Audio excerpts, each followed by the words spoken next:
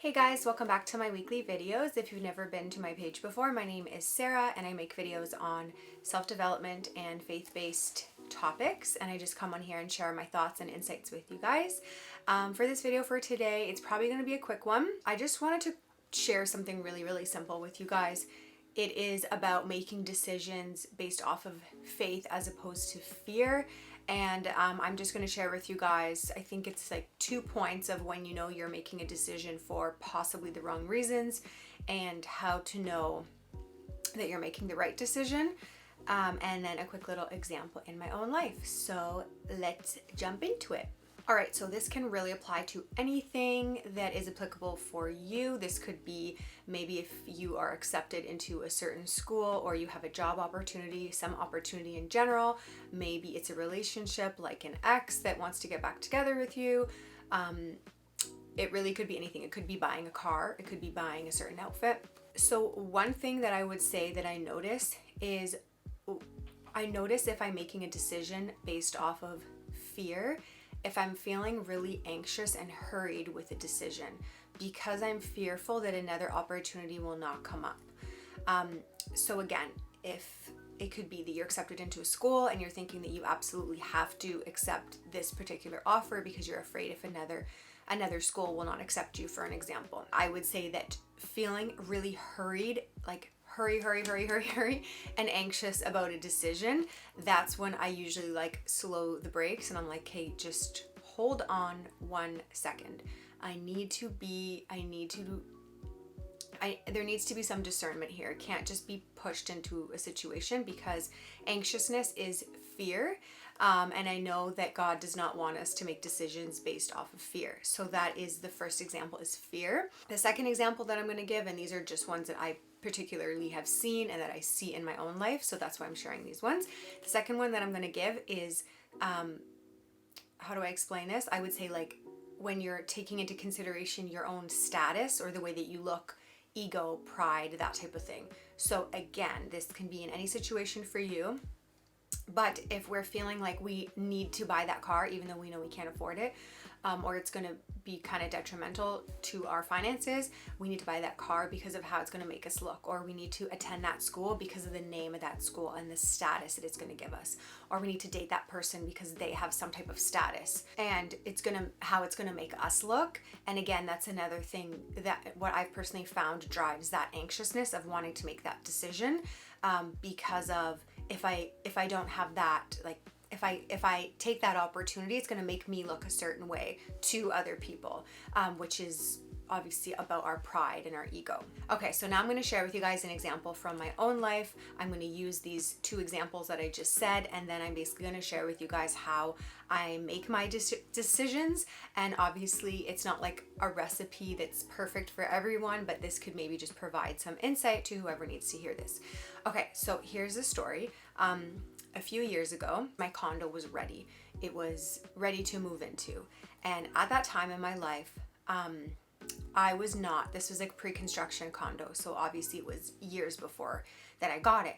And so it was ready. And at that time in my life, I knew in my heart, I was not prepared to move in, financially, emotionally, it just didn't make sense for me to even live in that area of the city anymore, to even have the certain layout and setup that I had. It didn't match I had a different job at that point, didn't match my job description, it didn't match my lifestyle, none of it lined up. And I knew that in my heart, but I didn't want to accept it.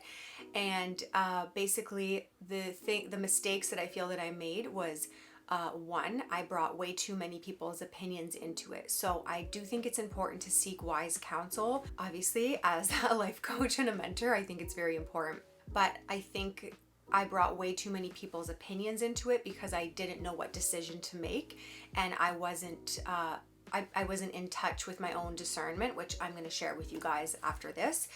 And the thing is that, so there's one thing of bringing so many people's opinions in, but then there's another of also keeping in mind that even if you're just bringing in some people's opinions, the opinions of our mom, our dad, our brothers or sisters, our friends, the people that have the best intentions for us and want to help us, it still doesn't mean that they know what is always right for us either. So in my decision, I had when I was saying, oh my gosh, what do? I had some friends saying like, you cannot sell it. Do not sell it. No matter what you do not sell it. I had other friends saying you need to rent it out. Oh my gosh, you have to rent it out. And then I had just so many other voices in my head of telling me what I needed to do with this property. So that's one part, is I was taking in way too many people's opinions, and I wasn't listening to what I felt God was showing me and what I felt, that he was showing me through discernment and like getting still and getting alone. The second thing was the anxious part, which I was talking about before, feeling like, oh, if I don't take this opportunity now, what if I sell it and then, and I'll never end up like maybe in the city again with my own place, or just that anxiousness of this opportunity. I do not want to miss this opportunity. So again, fear is driving me forward. Like, hurry up, make a decision. You're going to miss out, that type of thing. And, that's not God. God doesn't rush us, and he doesn't scare us, and he doesn't put fear into us. So, and then the other part of it was the status part. So I was feeling like I need to have my own place because of the way that it makes me look. Like, I have my own place in the city, and I get to have my friends over, and I can have like parties and whatever it is. And again, that's about ego, and that's about status, and that's about how it makes me look. So with that being said, now I'm going to share with you guys the way that I now make decisions, and hopefully this can help you guys as well. Okay, so in no particular order, one of the most important things that I do is I get alone. I get like very still. I retreat to my place where I can have my reflection and be alone. I've talked about this in other videos before of how important it is to have a place for us to have quiet time, whether that's sitting in your car or in your bedroom or in a closet or wherever it is that you can go to be alone with your own thoughts, and or spend time with God, depending on where you're at with your faith. And so that would be the number one thing that I would do, because you are getting alone with God, you're getting alone with what he is showing you. And like when I say discernment, that's like I don't know if you could interchangeably say that is an intuition, but you're basically getting away from the opinions of other people. So again, by yourself, obviously I'm praying to God and I'm asking him to reveal to me what the right decision is. And again, if I'm feeling, if I'm just not feeling that it's a yes, then it's a no, basically. If I'm just feeling like I'm just feeling pushed and anxious about it, and I'm not feeling a peace about it. There's a difference between when you feel like, the way that I describe it is having almost like, how do I explain it? I can feel it like in my, in here, almost like, like you're gonna miss the bus, you're gonna miss the train, that type of thing. As opposed to, I feel almost like in my stomach, this feeling of like a stillness, like still water, and it's like peace. So again, that comes with practice and with discernment and with praying. Obviously making a list of like the pros and the cons realistically, for certain situations. I like to actually physically write down what the pros and the cons are if I make this decision or that decision as well. The next thing is removing the whole ego thing and the whole status thing. So I will actually think like, do I want this? Like, again, it can be any situation. Do I want this car? Do I want this outfit? Do I want to go to this school? Do I want to take this job opportunity? Do I want this relationship? Because of how it is going to make me look and appear to other people that I have a certain status and live a certain lifestyle. So completely removing that. It is a mental thing, and it does take practice to be like, okay, but at least you're aware of it and saying like, okay, here are the reasons why, like, I want, like, just being honest with ourselves. Like, I think I'm going to look cool if I have my own place. I think I'm more girls are going to pay attention to me if I have this car, whatever it is. Like, just being honest, because, you know, that's, we have to be honest with what our intentions are, to have clarity. Another thing that I do is I check to see if this decision aligns with my morals and my values. So again, just for an example, maybe this is a job opportunity that you take, and because of the like status of it, for example, or because of the fear that there's not going to be anything better for you, you take that opportunity.